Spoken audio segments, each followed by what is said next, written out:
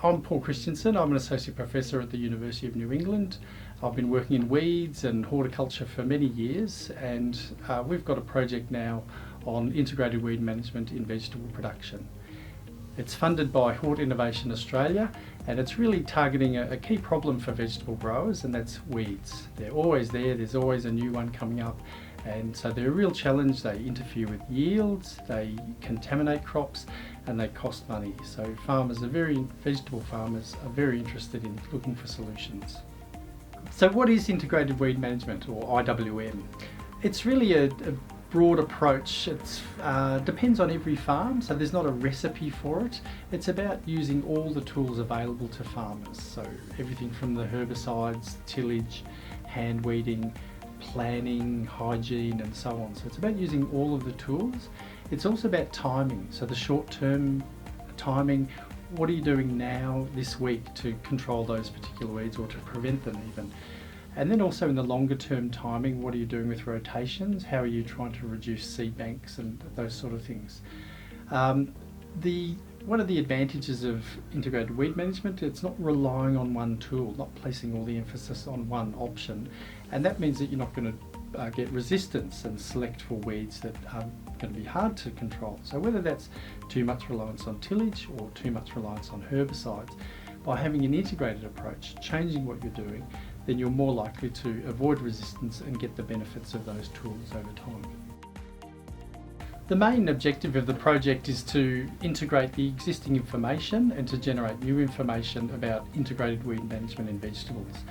There's documents from other sectors such as cotton and grains about integrated weed management, but for vegetables, putting all that information together into a package that's going to help farmers is something that hasn't been done before. So that's really what we're trying to do at the higher level. We're also doing trials on looking at seed banks, because seed banks are very important as a source of weeds into the future. We're looking at cover cropping, so we're doing trials across Australia looking at how cover crops can be a useful integrative tool for weed management and other benefits. We're also looking at hand weeding. Hand weeding is not glamorous, but it's a very important tool for many growers, and we're looking at how to make that more efficient. And finally, an important aspect for all of this is economics. So how do we put weeds into an economic context, and what's the impact, and how do different farmers using different techniques fare economically? The cover crop project that we're doing across Australia is working with other organisations to look at the multiple benefits of cover crops, so not just the benefits for weeds but also for soil health, particularly plant diseases. At these cover crop field trials throughout Australia, we're looking at three main different types of cover crops. We're looking at grass-based ones such as cereal rye or rye corn. We're looking at leguminous ones such as field peas, and we're also looking at brassicas, so things like turnips and radishes and various commercial varieties of those for their biofumigant effect.